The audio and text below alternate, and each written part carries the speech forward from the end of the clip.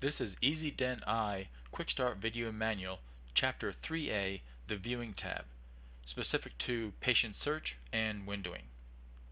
The objectives of this video today will be to search for a patient by name and advanced search either by modality and date, as well as utilize the windowing tools including brightness, contrast, sharpen, max sharpen, inverse, as well as film effect.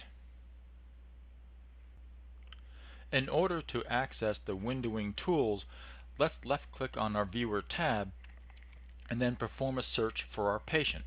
In this case here, we're searching for a patient by the name of Peggy Brown. I type in the name of my patient, left-click on Search, and I found my match. I left-click on the patient itself, and then left-click on OK. From here, I can then verify that I'm in the correct patient chart by verifying the chart number, patient name, as well as age.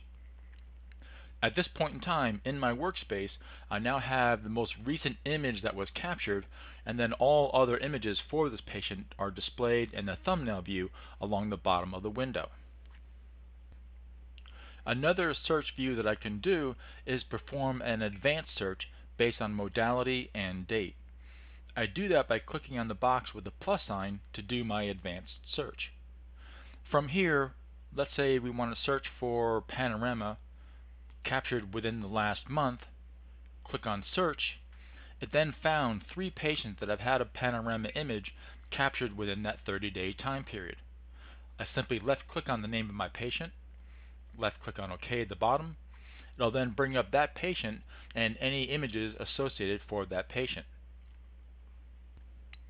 Now that we have brought up our patient, let's navigate now through our windowing section of the software. The first one here is brightness, which is based on percentage.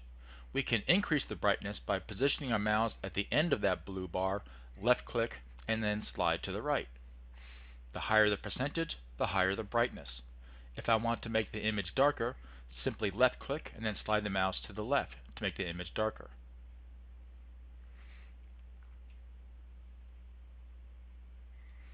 If I wish to adjust my contrast, same process.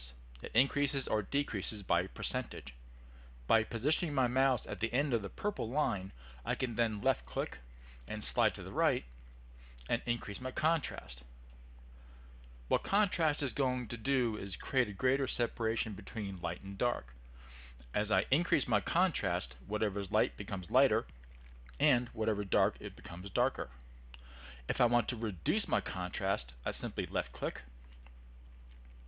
slide to the left, and now I'm reducing the separation between light and dark. From here, once I've made my adjustments as far as my brightness and my contrast, I also have 4 other options down below. For instance, I can left-click on Sharpen to sharpen the edges of my image.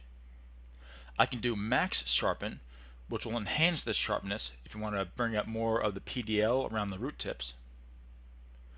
I also have the ability to do an inverse, where whatever is black is now white and vice versa. Sometimes it works well when looking for small anomalies such as root fractures.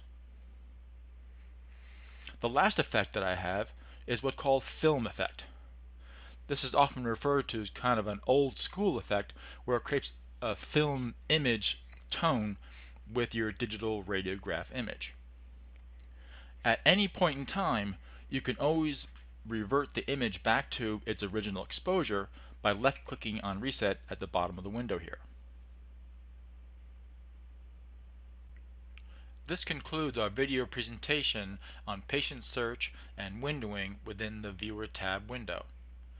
At this point in time, you should be able to search for your patient by name, as well as advanced search by modality and date, as well as utilize the windowing tools including brightness, contrast, sharpness, max sharpness, inverse, and film effect.